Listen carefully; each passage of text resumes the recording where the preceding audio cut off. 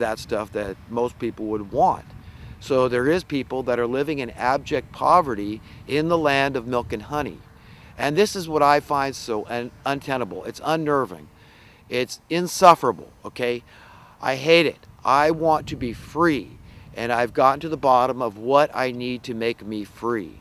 Okay, and once you identify your source of oppression, then you've got to speak out against it. And if it is your lender and your mortgage is too high, or if it is your your landlord and your rent is too high, you need to take it to them and say no, and individually and collectively. You're a group of tenants, and you can speak out and have some power and at least make them miserable, make them have to fight like hell to oppress you. Because if you put up with it, like, who was it, Thomas Jefferson, that said, the exact amount of tyranny we live under is the amount we accept. So always remember that you're complicit. If you just go along, you say, well, I'm young and strong and I'm making good money and I can afford this, this big nut to crack, that, and while forgetting that other people find that nut harder and harder and harder, and then it gets impossible, just raising the bar higher and higher and higher, till what?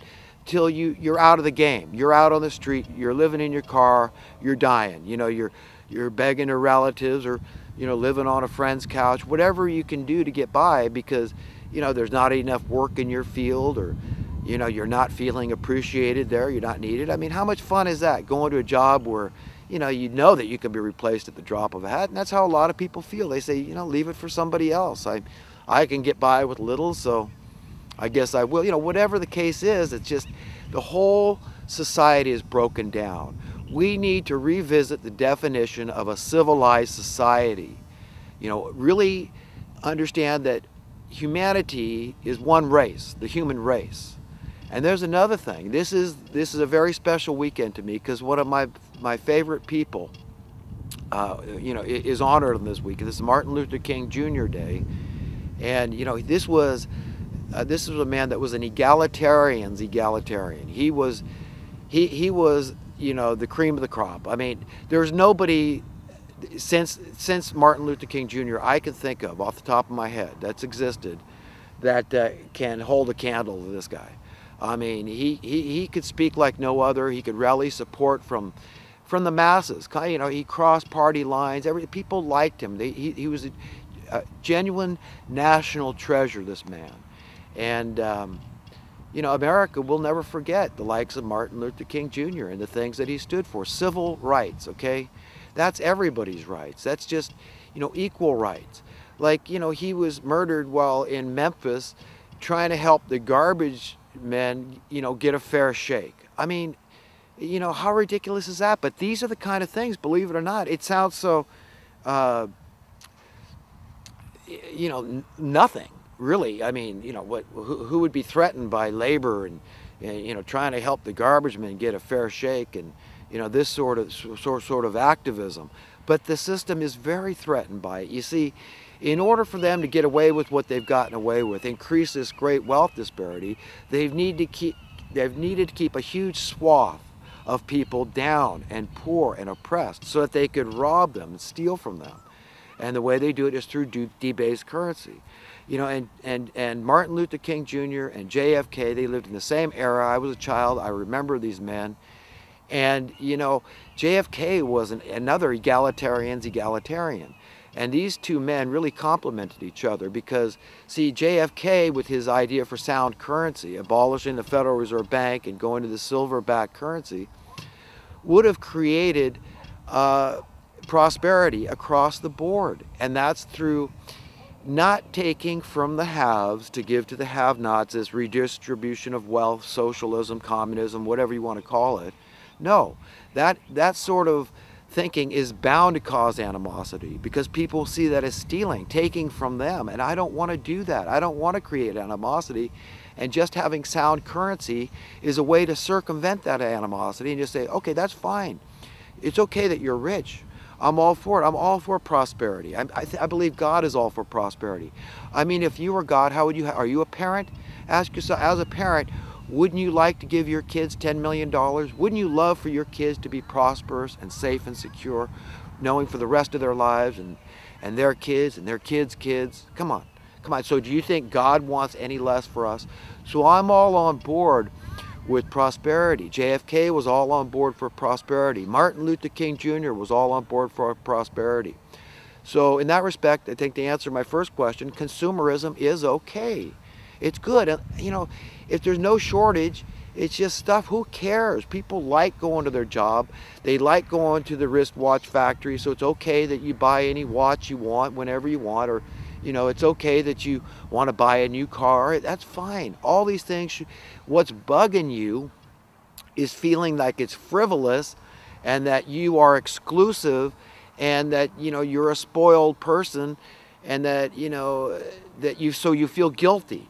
And that's another thing that this miasma, this malaise is, you know, these people have created for us, are cruel overlords. You know, these people, these are mean people, that the way they stay in power is they're willing to do things that the average person is not. They're willing to murder innocents, for example.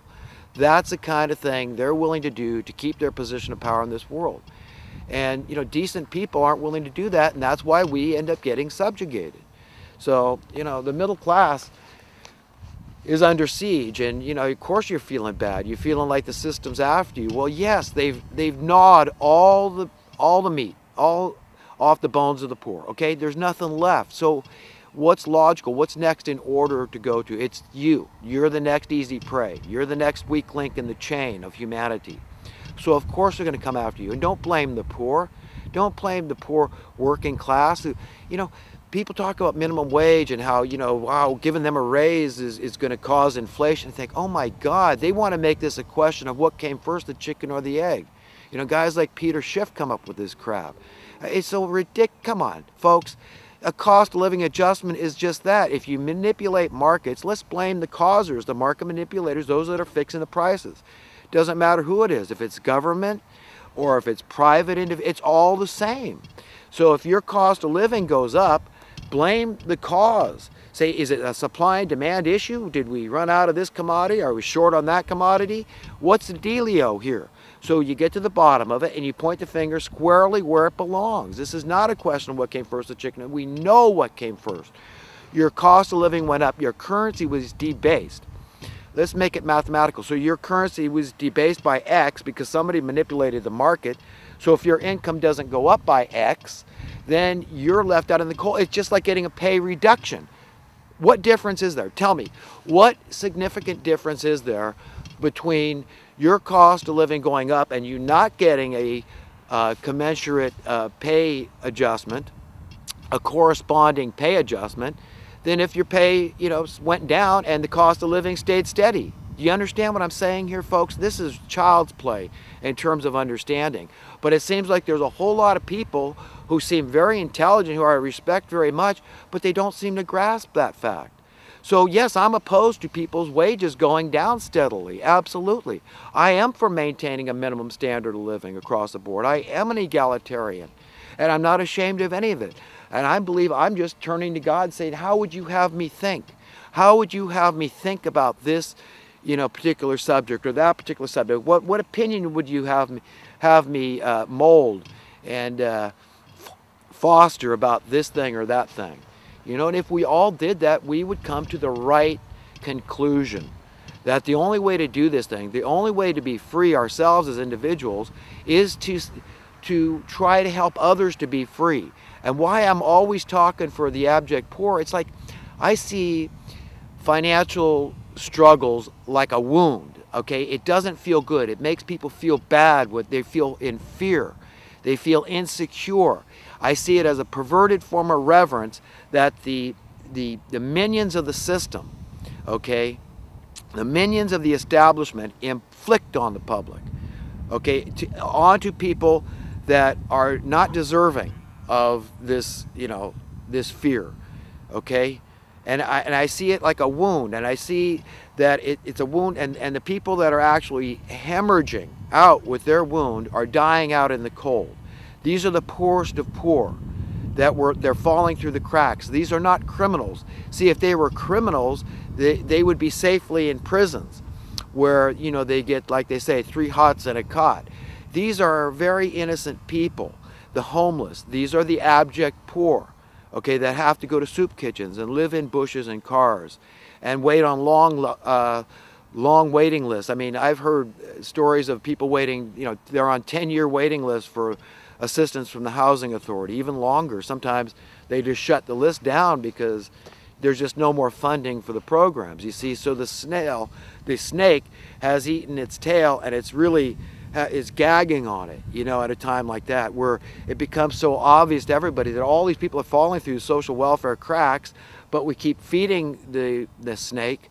More and more, you know, of your tax money's got to go to them, and you're blaming the poor, you're blaming welfare cheaters, when they're just they're having to cope and contend with a system that's been destroyed by these people at the top. It's not their fault that they're poor.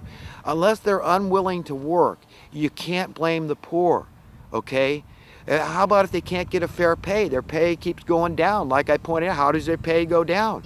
By your cost of living going up and not getting a corresponding pay adjustment. It's as simple as that. So blame the causers of the problem. Always look to the causers. You know, don't get distracted by those people that are having to live under the effect. And the real welfare cheats are the people at the very top. These people that have stolen the wealth of our nation for generations to come, okay? And if they get their way, it'll be forever. You know, we got the states in debt, and they're paying this huge chunk of change just goes to the debt maintenance. We've got 25% of Americans approximately are employed in the financial services industry. What good does that do anybody? These people aren't going in debt. Their job is to put you in debt, to put individuals and to put states and, you know, everybody as much as they can in debt. That's where they benefit. That's where they profit. That's their bread and butter, okay? So we've really got a mess here, folks, and we've got to face the music, and we've really got to get serious. You know, we've got to really get sober-minded and get to the bottom of what's bugging us individually and collectively and what needs to be done. I don't have any faith in the system. I don't have any faith that we're going to have a political solution to our problems. I really don't. I really see, at the end of the day, I see this as a spiritual problem. I don't see violence as an alternative. We're way too far down the line.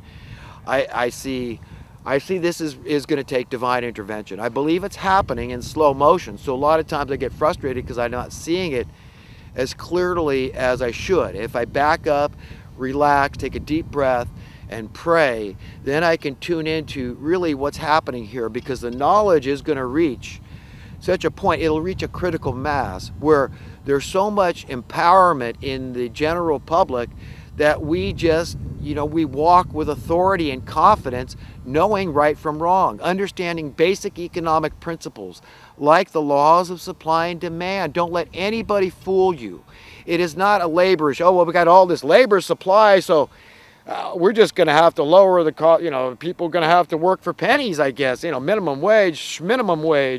Work for pennies. I mean, you know, just. And then, you know, and unlike a slave, and please forgive me here, because, you know, white people were slaves too. All kinds of people have been slaves through history, okay?